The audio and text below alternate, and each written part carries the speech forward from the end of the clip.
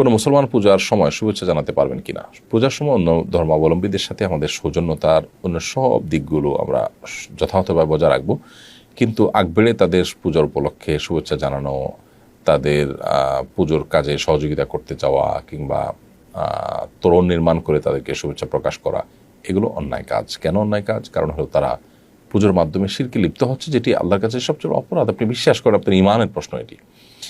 সেখানে আপনি তাদের সেটার কল্যাণ কামনা করছেন। ব্যাপারটা এরকম যে একজন মানুষ খুন করছেন, আপনি তার শুভেচ্ছা জানাচ্ছেন, হ্যাঁ তোমার কাজটা ভালোভাবে তুমি করতে পারো। আপনি যদি বিশ্বাস করেন খুন করা অন্যায়, তাহলে সেক্ষেত্রে আপনি কখন এটা বলতে পারেন না, হ্যাঁ আপনি আইন হাতে তুলে নেবেন না, সেই জায়গা থেকে হয়তো আপনি তার উপরে চড়াও হতে যাবেন না।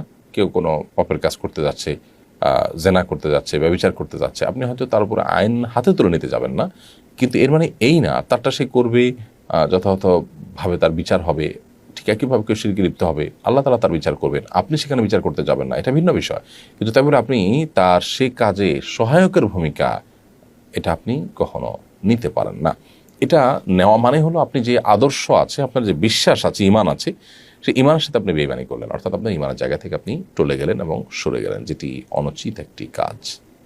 সমকামীদের সমর্থকদের কেন পাঠ্যপুস্তক প্রণয়ন করতে দিতে চান না আপনারা? তারা যদি যোগ্য হয়, তারা কেন পাঠ্যপুস্তক প্রণয়নের ভূমিকা রাখতে পারবেন না? প্রথম কথা হলো যে ভাই, যোগ্য মানুষের তো অভাব নেই দেশে, আলহামদুলিল্লাহ অনেক রকমের যোগ্য মানুষই আছে। আমরা দেখেছি বহু যোগ্য মানুষ আছেন যারা বিশেষ কোনো এজেন্ডা বাস্তবায়ন করেন না, বিশেষ কোনো এজেন্ডার জন্য, প্রকল্পের জন্য টাকা পয়সা নেন না, বিক্রি হয়ে যান না। এই মানুষগুলো তাদেরকে অমূল্যায়ন করা হয়, তাদেরকে খুব একটা গুরুত্ব দেওয়া হয় না।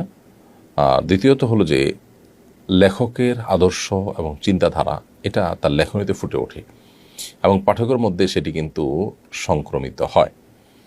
এবং সেই সাথে আরেকটা গুরুত্বপূর্ণ বিষয় হলো যে আমাদের সন্তানদের ভবিষ্যৎকে আমরা আসলে বিকৃত চিন্তার মানুষদের হাতে ছেড়ে দিতে পারি না। পশ্চিমা পৃথিবীতে অনেক অভিভাবকরা রাস্তাঘাটে কিন্তু বেরিয়ে এসেছেন, তারা রীতিমতো এ ধরনের বিকৃত চিন্তা চেতনার বিরুদ্ধে তারা প্রতিবাদ করছেন, বিক্ষোভ করছেন, কারণ এর কুফলগুলো তারা দেখতে পাচ্ছেন নিজের সামনে, যে সন্তান কিভাবে ধ্বংস হয়ে গেছে, শেষ হয়ে গেছে। রূপান্তরিত হয়ে যাওয়া সন্তানের পরিস্থিতি দেখে অভিভাবকের একটা টিভি অনুষ্ঠানে কান্নাকাটি করা, সম্ভবত আমেরিকাতে, এর ভিডিও বেশ ভাইরাল হয়েছে বেশ কিছুদিন আগে। তো যে জিনিসটি তারা ধ্বংসের পরে বুঝতে পেরেছে, সেটা আমাদের আগে থেকেই বোঝার সুযোগ তৈরি হয়েছে, কারণ আল্লাহ তাআলা আমাদেরকে সতর্ক করেছেন। শয়তানের চক্রান্তগুলোর মধ্যে থেকে একটা হলো যে ফালায়ুগাইয়িরান্না খালকাল্লাহ, সে আল্লাহর সৃষ্টিকে পরিবর্তন করতে চায়। আল্লাহর সৃষ্টিতে যে পরিবর্তন করা, বিকৃতি সাধন করার তার যে প্রচেষ্টা, এটিকে রুখে দেওয়ার চেষ্টা আমাদেরকে অব্যাহত রাখতে হবে।